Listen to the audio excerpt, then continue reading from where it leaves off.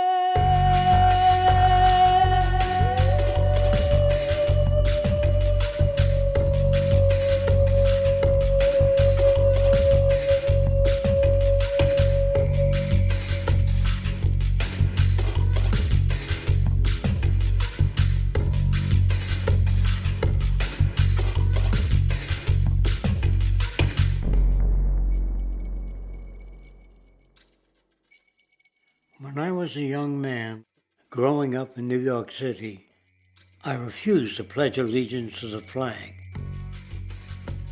Of course, I was sent to the principal's office, and he asked me, "Why don't you want to pledge allegiance? Everybody does."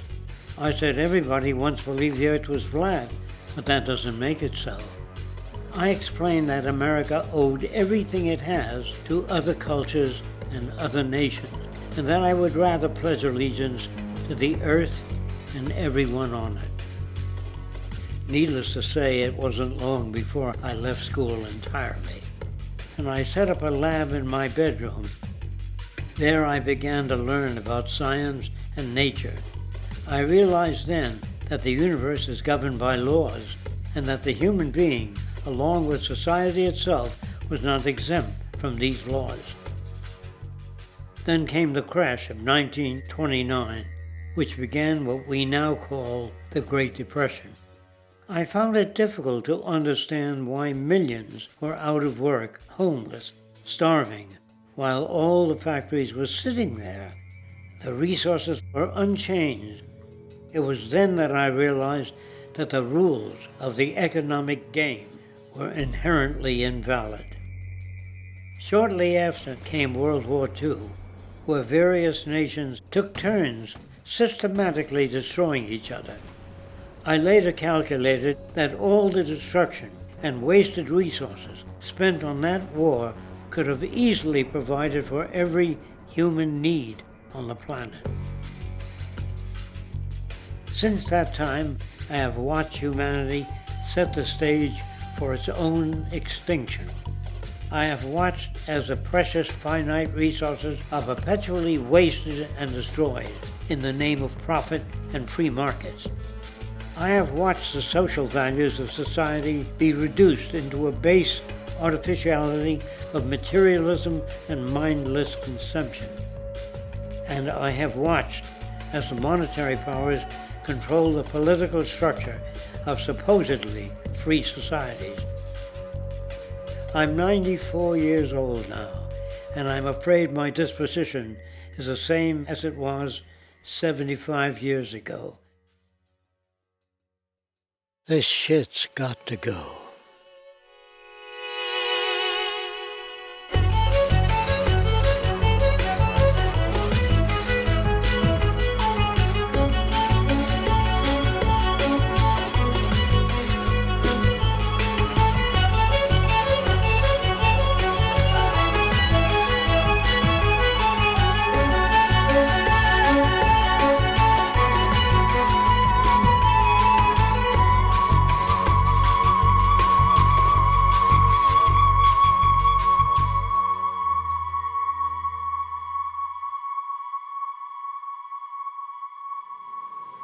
So you're a scientist, and somewhere along the way, hammered into your head is the inevitable nature versus nurture, and that's at least up there with Coke versus Pepsi or Greeks versus Trojans.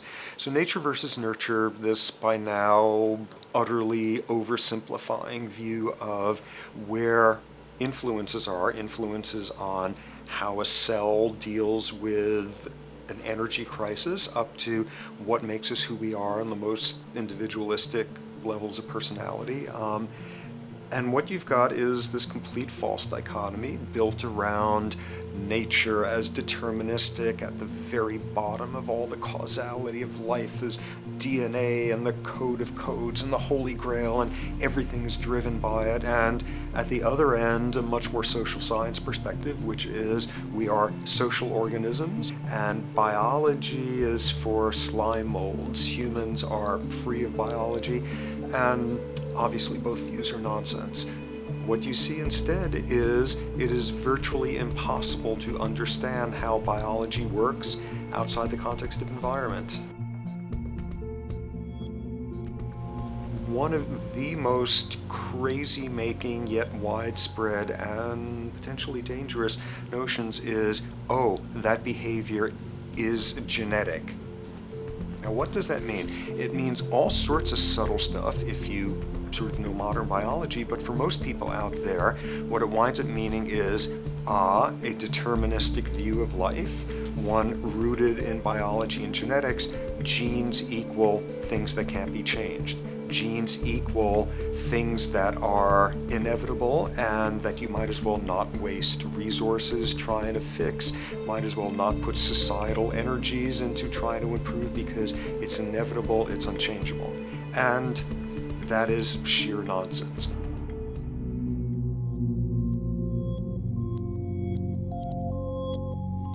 It is widely thought that conditions like ADHD are genetically programmed, conditions like schizophrenia are genetically programmed. The truth is the opposite. Nothing is genetically programmed. They're very rare diseases. I mean, a small handful, extremely sparsely represented in the population, that are truly genetically determined. Most complex conditions might have a predisposition that is a genetic component, but a predisposition is not the same as a predetermination. The whole search for the source of diseases in the genome was doomed to failure before anybody even thought of it, because most diseases are not genetically predetermined. Heart disease, cancer, strokes, rheumatoid conditions, autoimmune conditions in general, mental health conditions, addictions, these are none of them genetically determined. Breast cancer, for example, out of 100 women with breast cancer, only 7 will carry the breast cancer genes. 93 do not. And out of 100 women who do have the genes, not all of them will get cancer.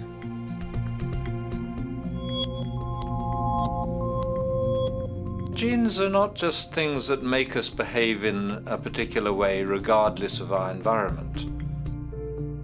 Genes give us different ways of responding to our environment. In fact, it looks as if some of the early childhood influences of a kind of child rearing affect gene expression, actually turning on and off different genes to put you on a different developmental track, which may suit the kind of world you've got to deal with. So, for example, a study done in Montreal with suicide victims looked at autopsies of the brains of these people. And it turned out that if a suicide victim, these are usually young adults, had been abused as children, the abuse actually caused a genetic change in the brain that was absent in the brains of people who had not been abused. That's an epigenetic effect. Epi means on top of, so that the epigenetic influence is what happens environmentally to either activate or deactivate certain genes. In New Zealand, there's a study that was done in a town called Dunedin, in which a few thousand individuals were studied from birth up to into their 20s. What they found was that they could identify a genetic mutation, an abnormal gene, which did have some relation to the predisposition to commit violence, but only if the individual had also been subjected to severe child abuse. In other words, a child with this abnormal gene would be no more likely to be violent than anybody else, and in fact they actually had a lower rate of violence than people with normal genes, as long as they weren't abused as children. Great additional example of the ways in which genes are not be-all, end-all. Fancy technique where you can take a specific gene out of a mouse, that mouse and its descendants will not have that gene, you have knocked out that gene. So there's this one gene that codes for a protein that has something to do with learning and memory, and this fabulous demonstration, knock out that gene and you have a mouse that doesn't learn as well. Ooh, a genetic basis for intelligence. What was much less appreciated in that landmark study that got picked up by the media left and right is take those genetically impaired mice and raise them in a much more enriched, stimulating environment than your normal mice in a lab cage, and they completely overcame that deficit. So when one says in a contemporary sense that, oh, this behavior is genetic, to the extent that that's even a valid sort of phrase to use, what you're saying is there is a genetic contribution to how this organism responds to environment. Genes may influence the readiness with which an organism will deal with a certain environmental challenge. You know, that's not the version most people have in their minds. And not to be too soapboxing, but run with the old sort of version of it's genetic, and it's not that far from a history of eugenics and things of that sort. It's a widespread misconception, and it's a potentially fairly dangerous one. One reason that the sort of biological explanation for violence, one reason that hypothesis is potentially dangerous, it's not just misleading, it can really do harm, is because if you believe that, you could very easily say, well, there's nothing we can do to change the predisposition people have to becoming violent. All we can do if somebody becomes violent is punish them, lock them up or execute them. But we don't need to worry about changing the social environment or the social preconditions that may lead people to become violent, because that's irrelevant. The genetic argument allows us the luxury of ignoring past and present historical and social factors. And in the words of Louis Menand, he wrote in the New Yorker, very astutely, he said, "It's all in the genes, an explanation for the way things are that does not threaten the way things are. Why should someone feel unhappy or engage in antisocial behavior when that person is living in the freest and most prosperous nation on earth? It can't be the system. There must be a flaw in the wiring somewhere," which is a good way of putting it. So the genetic argument is simply a cop-out, which allows us to ignore the social and economic and political factors that in fact underlie many troublesome behaviors.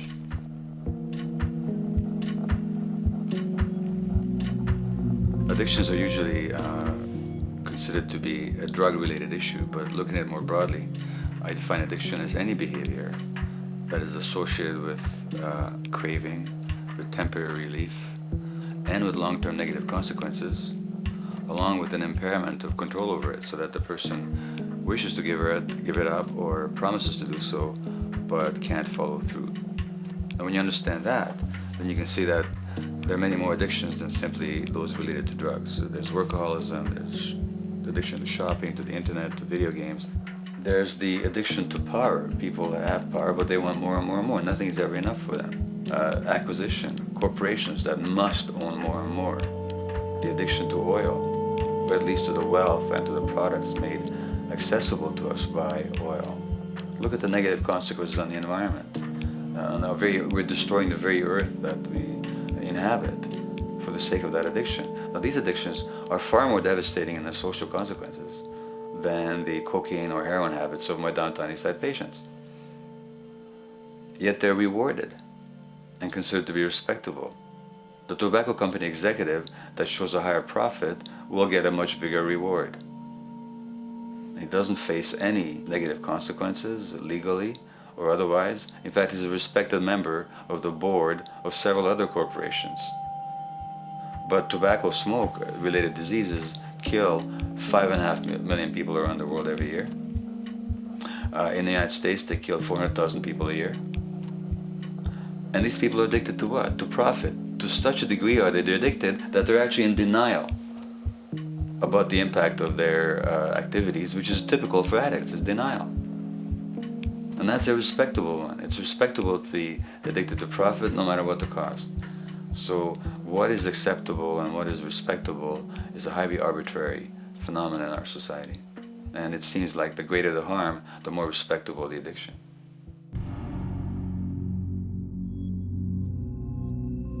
There's a general myth that drugs in themselves are addictive. In fact, the war on drugs is predicated on the idea that if you interdict the sources of drugs, you can deal with addiction that way. Now, if we understand addiction in a broader sense, we see that nothing in itself is addictive. No substance, no drug is by itself addictive, and no behavior is by itself addictive. Many people can go shopping without becoming shopaholics. Not everybody becomes a food addict. Not everyone who drinks a glass of wine becomes an alcoholic. So the real issue is what makes people susceptible, because it's the combination of a susceptible individual and the potentially addictive substance or behavior that actually then makes for full flowering of addiction. In short, it's not the drug that's addictive, it's the question of the susceptibility of the individual to being addicted to a particular substance or behavior. If we wish to understand what then makes some people susceptible, we actually have to look at their life experience. The old idea, although it's old, but it's still broadly held, that addictions are due to some genetic cause is simply scientifically untenable. What the case is actually is that certain life experiences make people susceptible. Life experiences that not only shape the person's personality and psychological needs, but also their very brains in certain ways. And that process begins in utero.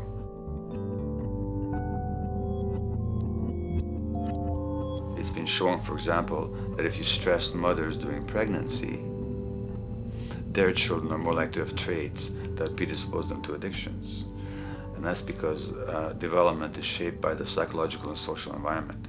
So the biology of human beings is very much affected by and programmed by their life experiences beginning in utero. Environment does not begin at birth. Environment begins as soon as you have an environment. As soon as you are a fetus, you are subject to whatever information is coming through mom's circulations, hormones, levels of nutrients. Great landmark example of this, something called the Dutch hunger winter. 1944, Nazis occupying Holland. For a bunch of reasons, they decide to take all the food and divert it to Germany. For 3 months, everybody there is starving. Tens of thousands of people starve to death.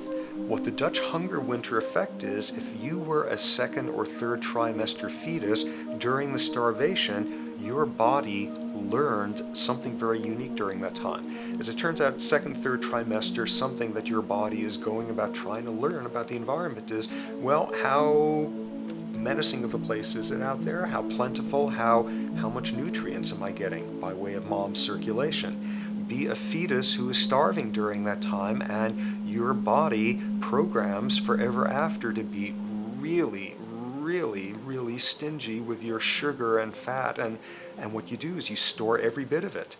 Be a Dutch hunger winter fetus, and half a century later, everything else being equal, you are more likely to have high blood pressure, obesity, or metabolic syndrome. That is environment coming in a very unexpected place. You can stress animals in a laboratory when they're pregnant, and their offspring will be more likely to use cocaine and alcohol as adults. You can stress human mothers. For example, in a British study, women who are abused in pregnancy will have higher levels of the stress hormone cortisol in their placenta at birth, and their children are more likely to have conditions that predispose them to addictions by age 7 or 8. So in utero stress already prepares the ground for all kinds of mental health issues. Israeli study done prior on children born to mothers who were pregnant prior to the onset of the 1967 war.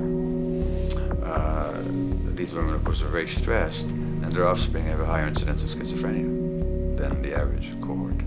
So there's plenty of evidence now that prenatal effects have a huge impact on the developing human being.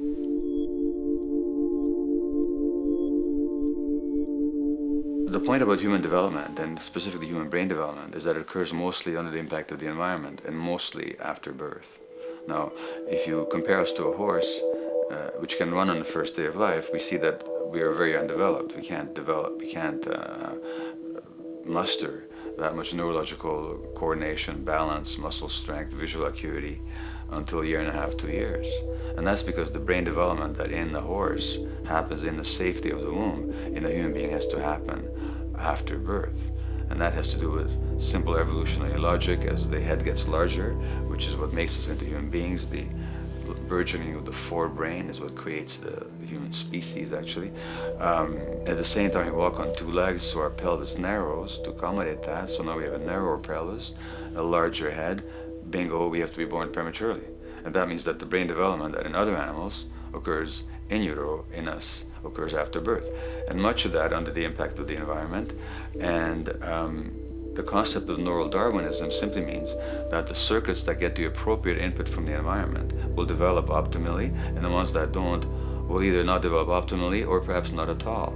If you take a child with perfectly good eyes at birth and you put him in a dark room for 5 years, he'll be blind thereafter for the rest of his life, because the circuits of vision require light waves for their development. And without that, even the rudimentary circuits present and active at birth will atrophy and die, and new ones will not develop. There's a significant way in which early experiences shape adult behavior, and even and especially early experiences for which there's no recall memory. It turns out that there are two kinds of memory. There is explicit memory, which is recall. This is when you can call back facts, details, episodes, circumstances. But the structure in the brain, which is called the hippocampus, which encodes recall memory, it doesn't even begin to develop fully until 1.5 years, and it's not fully developed till much later, which is why hardly anybody has any recall memory prior to 18 months. But there's another kind of memory, which is called implicit memory, which is in fact an emotional memory, where the emotional impact and the interpretation that the child makes of those emotional experiences is ingrained in the brain in the form of nerve circuits ready to fire without specific recall. So to give you a clear example, people who are adopted have a lifelong sense of rejection very often. They can't recall the adoption, they can't recall the separation from birth mother, because there's nothing there to recall with. But the emotional memory of separation and rejection is deeply embedded in their brains.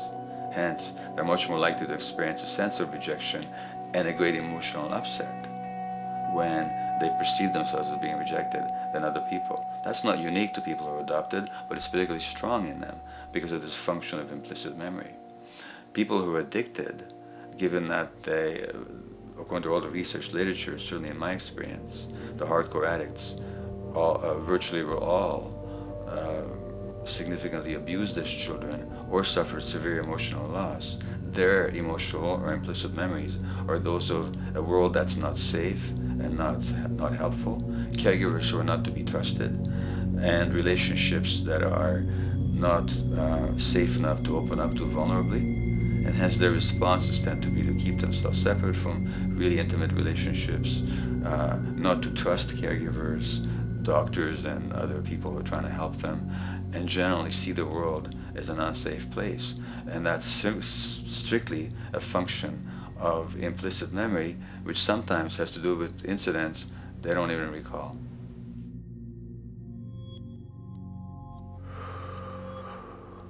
Infants who are born premature are often in incubators and various types of gadgetry and machinery for weeks and perhaps months.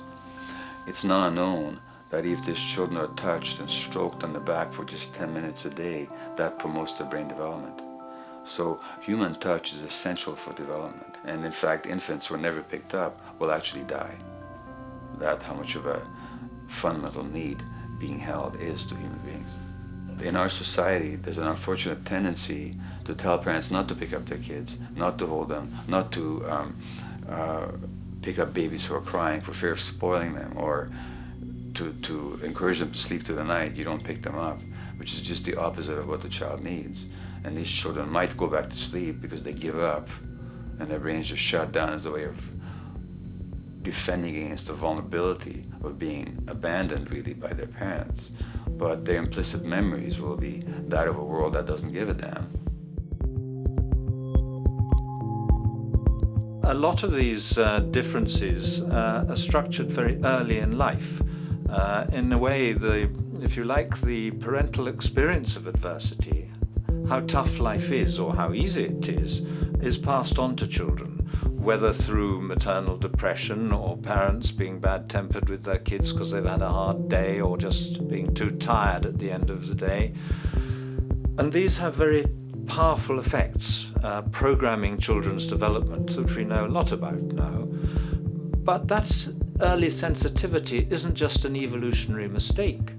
It exists again in many different species. Even seedlings, there's an early adaptive process to the kind of environment they're growing up in. But for humans, the adaptation is to the quality of social relations.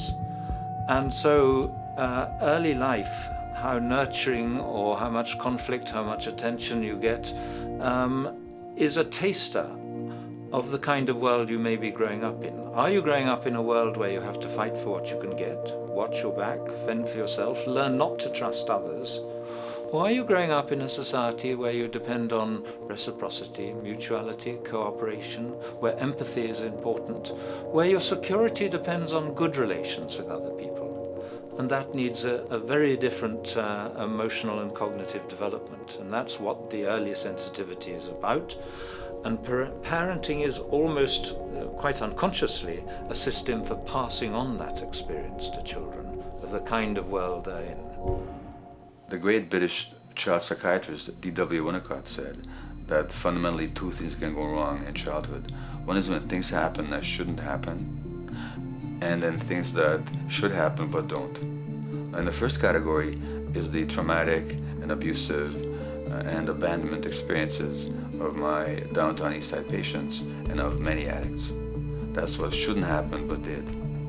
But then there is the non-stressed, attuned, non-distracted attention of the parent that every child needs, that very often children don't get. They're not abused, they're not neglected, and they're not traumatized. But what should happen, the presence of the emotionally available, nurturing parent, just is not available to them because of the stresses in our society and the parenting environment. And the psychologist Alan Shore calls that proximal abandonment, when the parent is physically present but emotionally absent. I have spent roughly the last 40 years of my life working with the most violent people our society produces, murderers, rapists, and so on, in an attempt to understand what causes this violence. I discovered that the most violent of the criminals in our prisons had themselves been victims of a degree of child abuse that was beyond the scale of what I ever thought of applying the term child abuse to. I had no idea of the depth of the depravity with which children in our society are all too often treated. The most violent people I saw were themselves the survivors of their own attempted murder, often at the hands of their parents or other people in their social environment, or were the survivors of family members who'd been killed, their closest family members, by other people. The Buddha argued that everything depends on everything else. He says the one contains the many and the many contains the one. That you can't understand anything in isolation from its environment. The leaf contains the sun, the sky, and the earth, obviously. This has not been shown to be true, of course, all around, and specifically when it comes to human development. The modern scientific term for it is the biopsychosocial nature of human development, which says that the biology of human beings depends very much on their interaction with the social and psychological environment. And specifically, the psychiatrist and researcher Daniel Siegel at the University of California, Los Angeles, UCLA, has coined the phrase interpersonal neurobiology, which means to say that the way that our nervous system functions depends very much on our personal relationships. In the first place with the parenting caregivers, and in the second place with other important attachment figures in our lives, and in the third place with our entire culture. So that you can't separate the neurological functioning of a human being from the environment in which he or she grew up in and continues to exist in. And this is true throughout the life cycle. It's particularly true when you're dependent and helpless and your brain is developing, but it's true even in adults and even at the end of life. Human beings have lived in almost every kind of society, from the most egalitarian, hunting and gathering societies seem to have been very egalitarian, for instance, based on food sharing, gift exchange. Small bands of people living predominantly off of foraging, but a little bit of hunting. Predominantly among people you have at the least known your entire life, if not surrounded by third cousins or closer, in a world in which there is a great deal of fluidity between different groups, in a world in which there is not a whole lot in terms of material culture. This is how humans have spent most of their hominid history. And no surprise, that makes for a very different world. One of the things you get as a result of that is far less violence. Organized group violence is not something that occurred at that time of human history, and it seems quite clear. So where did we go wrong? Violence is not universal. It's not symmetrically distributed throughout the human race. There is a huge variation in the amount of violence in different societies. There are some societies that have virtually no violence. There are others that destroy themselves. Some of the Anabaptist religious groups that are complete strict pacifists, like the Amish, the Mennonites, the Hutterites. Among some of these groups, the Hutterites, there are no recorded cases of homicide. During our major wars, like World War II, where people were being drafted, they would refuse to serve in the military. They would go to prison rather than serve in the military. In the kibbutzim in Israel, the level of violence is so low that the criminal courts there will often send violent offenders, people who've committed crimes, to live on the kibbutzim in order to learn how to live a nonviolent life, because that's the way people live there. So we are amply shaped by society. Our societies in the broader sense, including our theological, our metaphysical, our linguistic influences, etc., our societies help shape us as to whether or not we think life is basically about sin or about beauty, whether the afterlife will carry a price for how we live our lives or if it's irrelevant.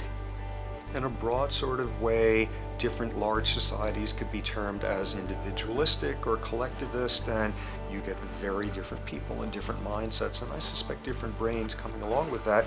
We in America are in one of the most individualistic of societies, and capitalism being a system that allows you to go higher and higher up a potential pyramid, and the deal is it comes with fewer and fewer safety nets.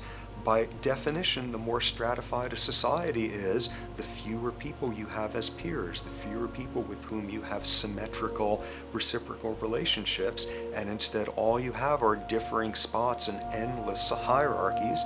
And a world in which you have few reciprocal partners is a world with a lot less altruism.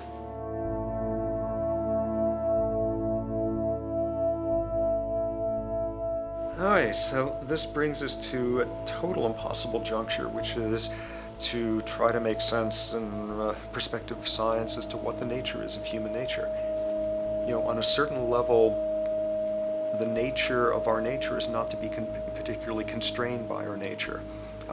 We come up with more social variability than any species out there, more systems of belief, of styles of family structures, of ways of raising children. The capacity for variety that we have is extraordinary. In a society which is predicated on competition and really very often the ruthless exploitation of one human being by another, the profiteering of other people's problems, and very often the creation of problems for the purpose of profiteering, the ruling ideology will very often justify that behavior by appeals to some fundamental and unalterable human nature. So the myth in our society is that people are competitive by nature, and that they're individualistic, and that they're selfish. The real reality is quite the opposite. We have certain human needs. The only way that you can talk about human nature concretely is by recognizing that there's certain human needs. We have a human need for companionship and for close contact, to be loved, to be attached to be accepted, to be seen, to be received for who we are. If those needs are met, we develop into people who are compassionate and cooperative and who have empathy for other people. So the opposite that we often see in our society is in fact the distortion of human nature, precisely because so few people have their needs met. So yes, you can talk about a human nature, but only in a sense of basic human needs that are instinctively evoked, or I should say certain human needs that lead to certain traits if they are met, and a different set of traits if they're denied. So, When we recognize the fact that the human organism, which has a great deal of adaptive flexibility, allowing us to survive in many different conditions, is also rigidly programmed for certain environmental requirements or human needs, a social imperative begins to emerge. Just as our bodies require physical nutrients, the human brain demands positive forms of environmental stimulus at all stages of development, while also needing to be protected from other negative forms of stimulus. And if things that should happen do not, or if things that shouldn't happen do, it is now apparent that the door can be opened for not only a cascade of mental and physical diseases, but many detrimental human behaviors as well. So as we turn our perspective now outward and take account for the state of affairs today, we must ask the question, is the condition we have created in the modern world actually supporting our health? Is the bedrock of our socioeconomic system acting as a positive force for human and social development and progress? Or is the foundational gravitation of our society actually going against the core evolutionary requirements needed to create and maintain our personal and social well-being?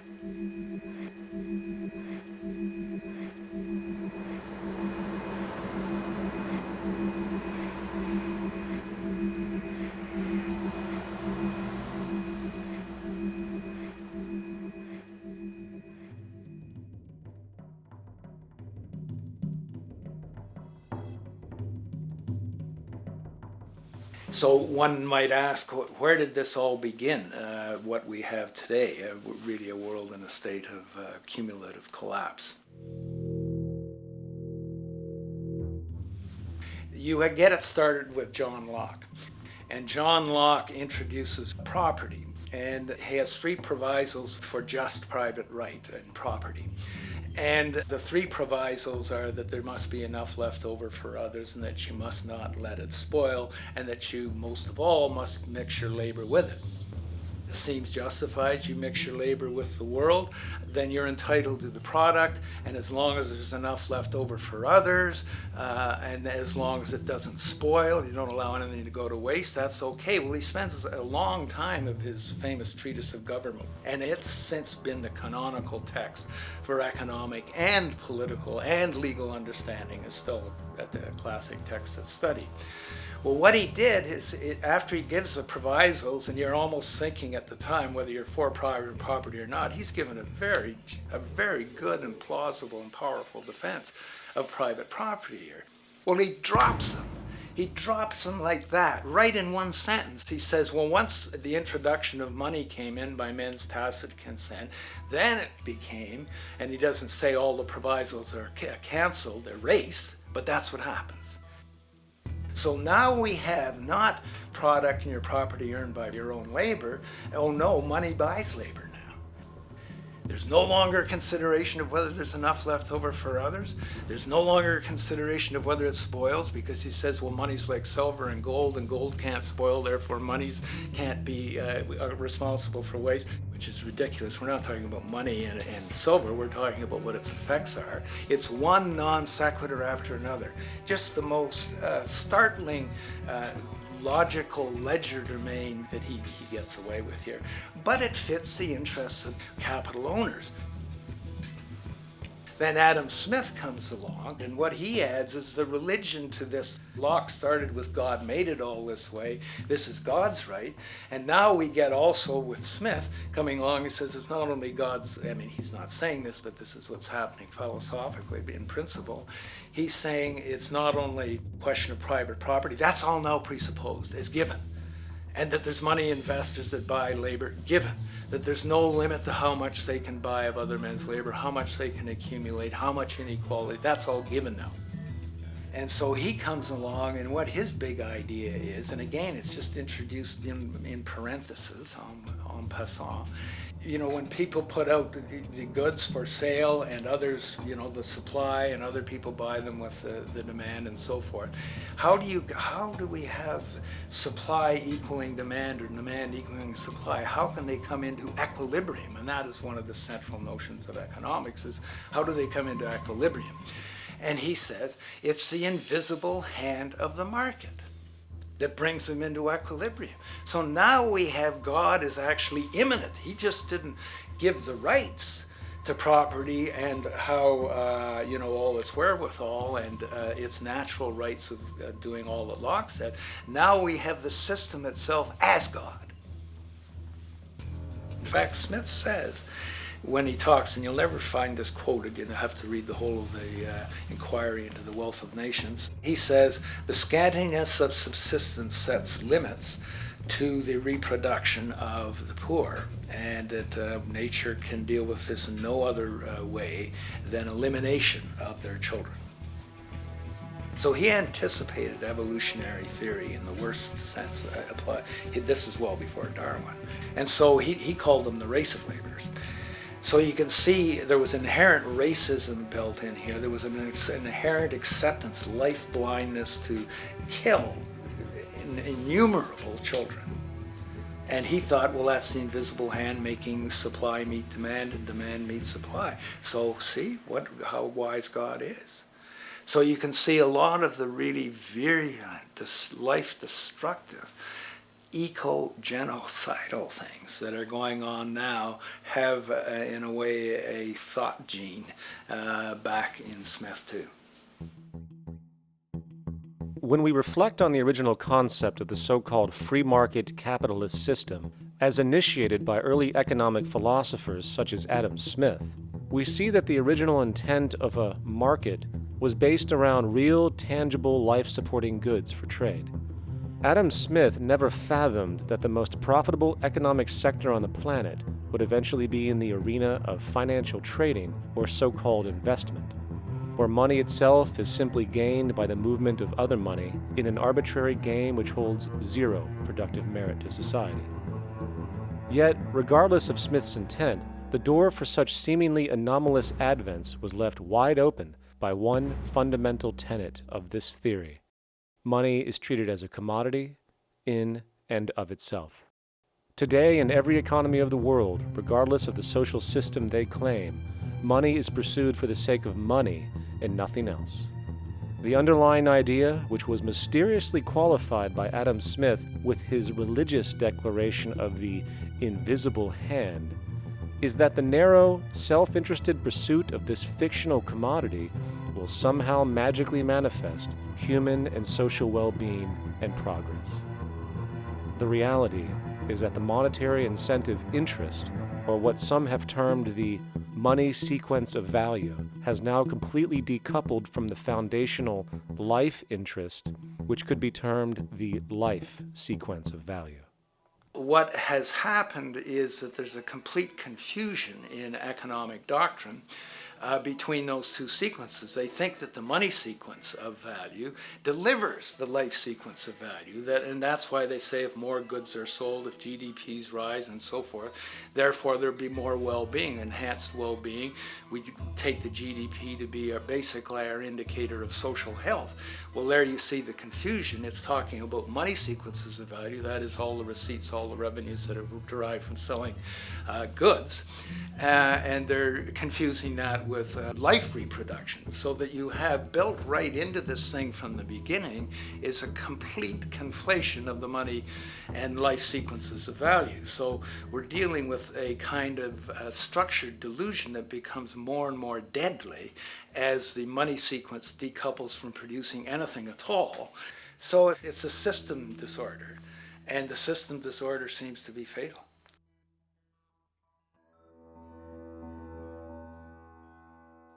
In society today, you seldom hear anyone speak of the progress of their country or society in terms of their physical well-being, state of happiness, trust, or social stability. Rather, the measures are presented to us through economic abstractions. We have the gross domestic product, the consumer price index, the value of the stock market, rates of inflation, and so on. But does this tell us anything of real value as to the quality of people's lives? No, all these measures have to do with the money sequence itself and nothing more. For example, the gross domestic product of a country is a measure of the value of goods and services sold. This measure is claimed to correlate to the standard of living of a country's people. In the United States, healthcare accounted for over 17% of GDP in 2009, amounting to over $2.5 trillion spent, hence creating a positive effect on this economic measure. And based on this logic, it would be even better for the U.S. economy if healthcare services increased more so, perhaps to $3 trillion or $5 trillion, since that would create more growth, more jobs, and hence boasted by economists as a rise in their country's standard of living. But wait a minute, what do healthcare services actually represent? Well, sick and dying people. That's right, the more unhealthy people there are in America, the better the economy. Now, that is not an exaggeration or a cynical perspective. In fact, if we step back far enough, you will realize that the GDP not only doesn't reflect real public or social health on any tangible level, it is, in fact, mostly a measure of industrial inefficiency and social degradation. And the more you see it rise, the worse things are becoming with respect to personal, social, and environmental integrity. You have to create problems to create profit. There is no profit under the current paradigm in saving lives, putting balance on this planet, having justice and peace or anything else. There's just no profit there. There's an old saying, pass a law, create a business, whether you're creating a business for a lawyer or whatever. So, crime does create business, just like destruction creates business in Haiti. We have now roughly 2 million people incarcerated in this country, and of those, many of them are in prisons run by private corporations, Corrections Corporation of America, Wackenhut, who trade their stock on Wall Street based upon how many people are in jail. Now that's sickness, but that is a reflection of what this economic paradigm calls for. So what exactly does this economic paradigm call for? What is it that keeps our economic system going? Consumption. Or more accurately, cyclical consumption. When we break down the foundation of classic market economics, we are left with a pattern of monetary exchange that simply cannot be allowed to stop or even substantially slowed, if the society as we know it is to remain operational. There are three main actors on the economic stage: the employee, the employer, and the consumer. The employee sells labor to the employer for income. The employer sells its production services and hence goods to the consumer for income. And the consumer, of course, is simply another role of the employer and employee, spending back into the system to enable the cyclical consumption to continue. In other words, the global market system is based on the assumption that there will always be enough product demand in society to move enough money around at a rate which can keep the consumption process going. And the faster the rate of consumption, the more so-called economic growth is assumed, and so the machine goes. But hold on, I thought an economy was meant to, economize? Doesn't the very term have to do with preservation and efficiency and a reduction of waste? So how does our system, which demands consumption and the more the better, efficiently preserve or economize at all? Well, it doesn't. The intent of the market system is, in fact, the exact opposite of what a real economy is supposed to do, which is efficiently and conservatively orient the materials for production and distribution of life-supporting goods. We live on a finite planet with finite resources, where, for example, the oil we utilize took millions of years to develop, where the minerals we use took billions of years to develop. So, having a system that deliberately promotes the acceleration of consumption for the sake of so-called economic growth is pure ecocidal insanity. Absence of waste, that's what efficiency is. Absence of waste. This system is more wasteful than all the other existing systems in the history of the planet. Every level of life organization and life system is in a state of crisis and challenge and decay or collapse. No peer-reviewed journal in the last 30 years will tell you anything different. That is that every life system is in decline, as well as social programs, as well as our water access. Try to name any means of life that isn't threatened and in danger. You can't. There really isn't one, and that's very, very despairing. But we haven't even figured out the causal mechanism. We don't want to face the causal mechanism. We just want to go on, that's what insanity is, where you keep doing the same thing over and over again, though it clearly doesn't work. So you're really dealing with not an economic system, but I would go so far as to say an anti-economic system. There's an old saying that the competitive market model seeks to create the best possible goods at the lowest possible prices. This statement is essentially the incentive concept, which justifies market competition based on the assumption that the result is the production of higher quality goods. If I was going to build myself a table from scratch, I would naturally build it out of the best, most durable materials possible, right? With the intent for it to last as long as possible. Why would I want to make something poor, knowing I would have to eventually do it again and expend more materials and more energy? Well, as rational as that may seem in the physical world, when it comes to the market world, it is not only explicitly irrational, it is not even an option. It is technically impossible to produce the best of anything if a company is to maintain a competitive edge and hence remain affordable to the consumer. Literally everything created and set for sale in the global economy is immediately inferior the moment it is produced, for it is a mathematical impossibility to make the most scientifically advanced, efficient, and strategically sustainable products. This is due to the fact that the market system requires that cost efficiency, or the need to reduce expenses, exist at every stage of production, from the cost of labor to the cost of materials and packaging, and so on.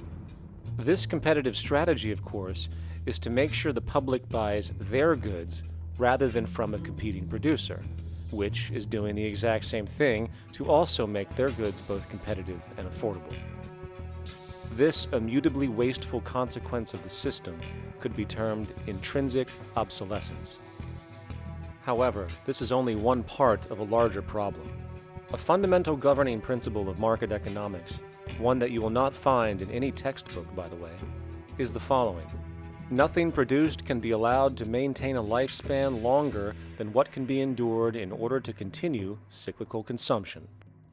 In other words, it is critical that stuff break down, fail, and expire within a certain amount of time. This is termed planned obsolescence. Planned obsolescence is the backbone of the underlying market strategy of every goods-producing corporation in existence. While very few, of course, would admit to such a strategy outright, what they do is mask it within the intrinsic obsolescence phenomenon just discussed, while often ignoring or even suppressing new advents in technology which might create a more sustainable, durable good.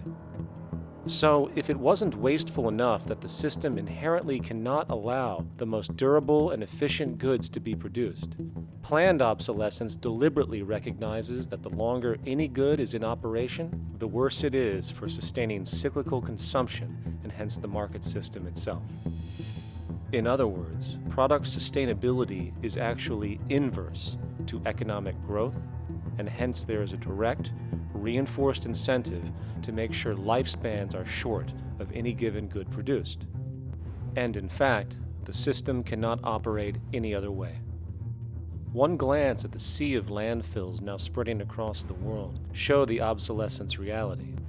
There are now billions of cheaply made cell phones, computers, and other technology, each full of precious, difficult-to-mine materials such as gold, coltan, copper, now rotting in vast piles, usually due to the mere malfunction or obsolescence of small parts, which, in a conservative society, could likely be fixed or updated, and the life of the good extended. Unfortunately, as efficient as that may seem in our physical reality, living on a finite planet with finite resources, it is explicitly inefficient with respect to the market. To put it into a phrase, efficiency, sustainability, and preservation are the enemies of our economic system. Likewise, just as physical goods need to be constantly produced and reproduced regardless of their environmental impact, the service industry operates with an equal rationale. The fact is, there is no monetary benefit to resolving any problems which are currently being serviced, At the end of the day, the last thing the medical establishment really wants is the curing of diseases such as cancer, which would eliminate countless jobs and trillions in revenue. And since we're on the subject, crime and terrorism in this system are good. Well, at least economically, for it is employing police, generating high-value commodities for security, not to mention the value of prisons that are privately owned for profit. And how about war? The war industry in America is a huge driver of GDP, one of the most profitable industries, producing weapons of death and destruction. The favorite game of this industry is to blow things up and then go and rebuild them for profit. We saw this with the windfall billion-dollar contracts made from the Iraq War. The bottom line is that socially negative attributes of society have become positively rewarded ventures for industry, and any interest in problem resolution or environmental sustainability and conservation is intrinsically counter to economic sustainability. And this is why, every time you see the GDP rise in any country, you are witnessing an increase in necessity, whether real or contrived. And by definition, a necessity is rooted in inefficiency. Hence, increased necessity means increased inefficiency. The American dream is based on rampant consumerism. It is based upon the fact that mainstream media, and especially commercial advertising, all corporations who need this infinite growth have convinced us or brainwashed most people in America, and hence the world, that we have to have X number of material possessions and the possibility of gaining infinitely more material possessions in order to be happy. That's just not true. So why do people continue to buy in this way, which is ultimately eco-genocidal in its systemic effects cumulatively? And it just is classical operant conditioning. You simply put inputs of conditioning into the organism, and you have outputs of desired behaviors or goals or objectives. And it has all the resources of technology. And they boast about how they get into the minds of infants. What they hear is already making them conditioned to the brand. Then you see, well, that's how people have been such fools. In a way, they've been taught to be fools. It's a value system disorder. You know, if there is any testament to the plasticity of the human mind, if there is any proof to how malleable human thought is and how easily conditioned and guided people can become based on the nature of their environmental stimulus and what it reinforces, the world of commercial advertising is the proof. You have to stand in awe at the level of brainwashing, where these programmed robots known as consumers wander the landscape only to walk into a store and spend, say, $4,000 on a handbag that likely costs $10 to make in a sweatshop overseas, only for the brand status it supposedly represents in the culture. Or perhaps the ancient communal traditions which increase trust and cohesiveness in society, which have now been hijacked by acquisitive, materialistic values, where now annually we exchange useless crap a few times a year. And we might wonder why so many today have a compulsion to shopping and acquisition, when it is clear that they have been conditioned from childhood to expect material goods as a sign of their status with friends and family. The fact is, the foundation of any society are the values that support its operation, and our society, as it exists, can only operate if our values support the conspicuous consumption it requires to continue the market system. 75 years ago, consumption in America and much of the First World was half of what we see today per person. Today's new consumer culture has been manufactured and imposed due to the very real need for higher and higher levels of consumption. And this is why most corporations now spend more money on advertising than the actual process of product creation itself. They work diligently to create a false need for you to fill, and it happens to work. You know, economists are in fact not economists at all. They're propagandists of money value, and you'll find that all their models basically get down to token exchanges that are to the profit of one side or both sides or whatever, but they're completely disconnected from the actually existing world of reproduction. In Ohio, an old man failed to pay his electric bill. You may be familiar with the case. And the electric company turned off the electricity and he died. The reason they turned it off was because it wouldn't have been profitable for them to keep it on because he didn't pay his bill. Do you believe that was right?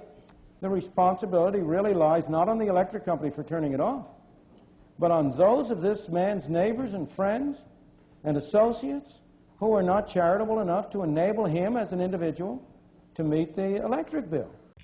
Did I hear that right? Did he just say the death of a man caused by not having money was the responsibility of other people, or in effect, charity?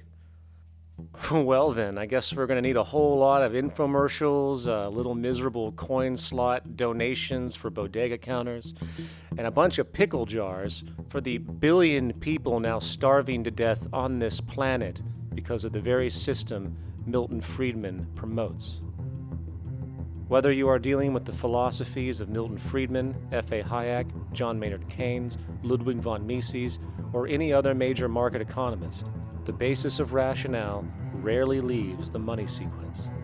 It is like a religion. Consumption analysis, stabilization policies, deficit spending, aggregate demand.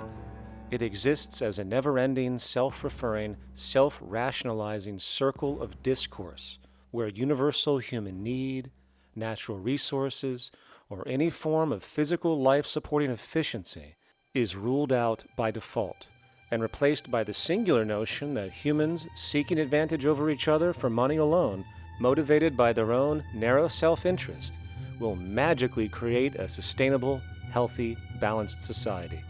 There is no life coordinate in this whole theory, this whole doctrine. What are they doing? What are they doing? What they're doing is tracking money sequences. That's all it is tracking money sequences, presupposing everything that matters. One, that there's no life coordinates. Wow, no life coordinates.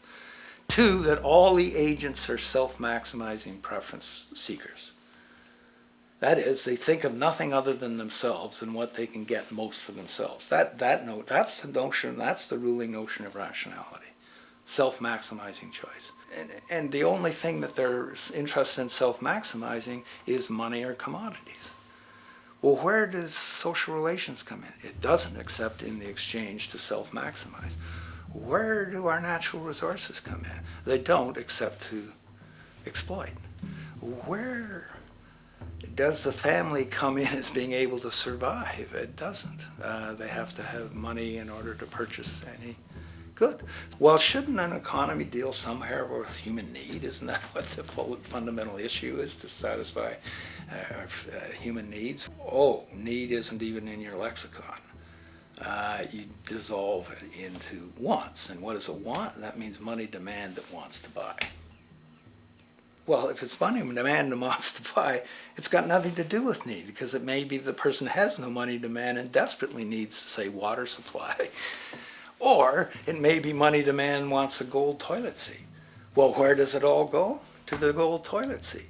And you call this economics? Like, it's really, when one thinks of it, it's got to be the most bizarre delusion in the history of human thought. Now, so far we have focused on the market system, but this system is actually only one half of the global economic paradigm. The other half is the monetary system.